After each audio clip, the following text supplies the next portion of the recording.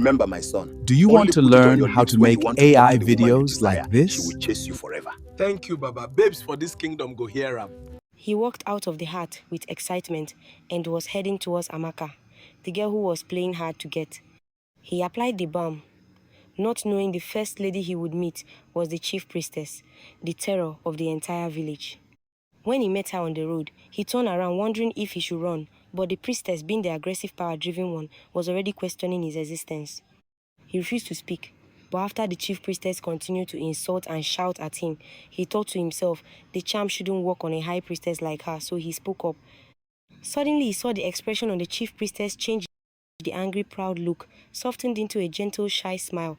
The air around them shifted, and all the birds perching around the trees all flew away. The chief priestess stood swaying like a shy lady being wooed by a man, and her guards stood watching in surprise. Chigozie was shocked when he saw it worked on the chief priestess, and was more shocked by the next thing that came out her mouth. "My husband, only me and you and no one else forever." The guards all gasped in shock, and they ran away. The chief priestess kissed Chigozie and ran away shyly, leaving him stunned. Chigozie didn't know what was happening. He didn't expect it to work that fast. Then suddenly he heard a voice from behind him, echoing like the voice of many men together. "You have stolen the wife of the gods, Chigozie. Get ready to battle for that which you took." He turned around and saw a well-wind, dressed in a garment, with eyes staring at him, and he ran with all his might. He ran while shouting, "Hey, help me, ooh, hey." As he ran, he saw the tree smiling at him, also shouting, "You took my wife. Get ready for battle, Chigozie." Chigozie ran until he entered the village.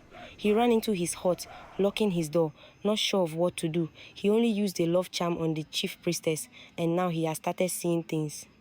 He laid on his mat, looking through his window curiously, when he suddenly heard a knock on his door. He went to open it, but he saw no one. He felt a cold breeze on his face, then he quickly closed the door. As he went to sit on his mat, he heard another knock again, and when he opened it, it was the priestess staring at him. She was now dressed in another beautiful garment, and he could barely recognize her. She was holding a basket of food, nicely wrapped, and she walked in. "My husband, I have brought you your food." Chigozie was traumatized. "Please, our priestess, I am not your husband. What happened on the work path was a mistake. Please, things are happening that I don't understand." "I'm seeing things." The priestess chuckled. "Do you mean my first husband staring at us right now?" Chigozie curled back in disbelief. "Your first husband is looking at us right now in this room." "Yes," the priestess said, pointing to the corner of the room. "He is standing over there. He is the wind, and he is waiting for you to fight him." Chigozie's mouth wrinkled in fear.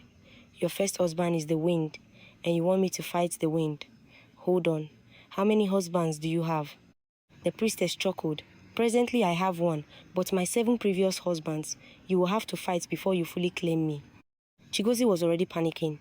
"You have 7 husbands that you want me to fight? Sorry, I can't claim you. Please, I'm not doing anymore." The priestess chuckled and sat on the mat. "Even if you don't want to do anymore, I've already claimed you. I have waited for someone to claim me for years, but no one came. Only you, my husband. Please, eat and be strong. My husband, the battle you will fight this night wouldn't be an easy one." Chigozie sat down in shock and started eating. His mind was thinking of ways to run from the village. Soon, he could feel the presence of the wind in his room, and he could tell this wind husband wasn't happy. He was eating his ex-wife's food. Chigozie turned to the priestess and asked, "Can you please name all your husbands?" And she smiled as she spoke. "Here are the names of my husband: the wind, the forest, the rivers, the mountains, the trees, the moon, and the stars." Chigozie swallowed the food slowly, and when evening came, the priestess left his hut and wished him good luck. That night, when Chigozie slept, the first husband, the wind came to him. Chigozie found himself on a bright field, face to face with the wind, and the wind spoke to him in an angry voice. "You either fight me in a riddle or fight me in a duel. You choose. If you lose, you won't wake up anymore." Chigozie chose the riddle, then the wind spoke.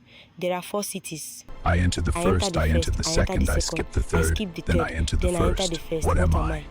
The chief priestess was sleeping that night when her intuition woke her up, telling her to go and save Chigozie from her angry husband, the wind. She quickly got up and flew out through the roof. While Chigozie was still battling with the wind and his riddle, he had already used 2 answers out of his 3 options and was dreading the idea of not waking up anymore. That was when the priestess landed at his place. Wake up! She tried to wake him up, but he couldn't wake, so she decided to interfere and entered into his dream realm. There, when she arrived, she whispered the answer to him. The answer is the wind, my husband. Chigozie eagerly told the whirlwind the answer, but the angry husband wasn't satisfied. He shouted and told Chigozie he had cheated, but the priestess carried him and flew away before the wind could do anything. When he woke up, they both ran out of the hut. But as they ran, the second chief priestess' husband came. The moon, he was holding a whip and was ready to batter Chigozie's body. As they both ran through the village streets that night, the moon whipped Chigozie multiple times as he ran until he finally stopped. He challenged the moon to come down in his own size and fight him if he really loved the chief priestess, and the moon agreed and came down. After the moon landed, Chigozie challenged the moon to a slapping competition, and the moon accepted.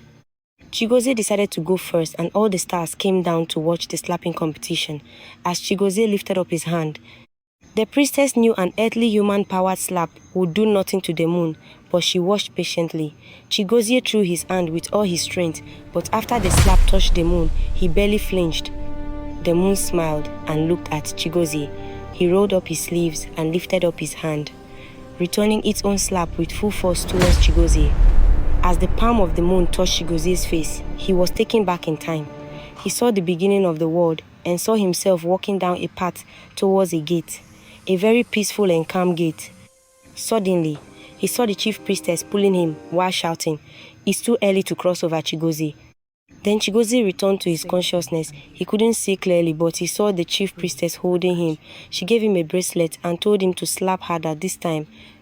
She told him he was now wearing the bracelet of all her ancestors. Chigozie stood up and stretched forth his hand again. This time, as he stretched his hand, he saw millions of palms behind his, and he threw a very fast slap to the moon. After the slap, the moon staggered back screaming while holding his face, and he floated back into the sky. Chigozie was breathing heavily, falling on the ground when the sun rose over the village. Chigozie looked at the priestess and said, "I don't think I can fight your husbands anymore. I almost entered the afterlife." The priestess smiled and said to him, "You better be ready. Ready or not, they are coming for you." She then carried him and took him to her house. When they arrived at her house, she prepared food for him and she changed her apparel into a new one. That was when Chigozie saw the true beauty of the priestess, even though he still doubted if she was worth dying for. She served him food, and after he ate, he decided it was the chief priestess he wanted and no one else. After much thinking, Chigozie came up with a plan. He would throw a wedding and invite all the husbands there and finish them all at once. This way they would leave him and the chief priestess alone.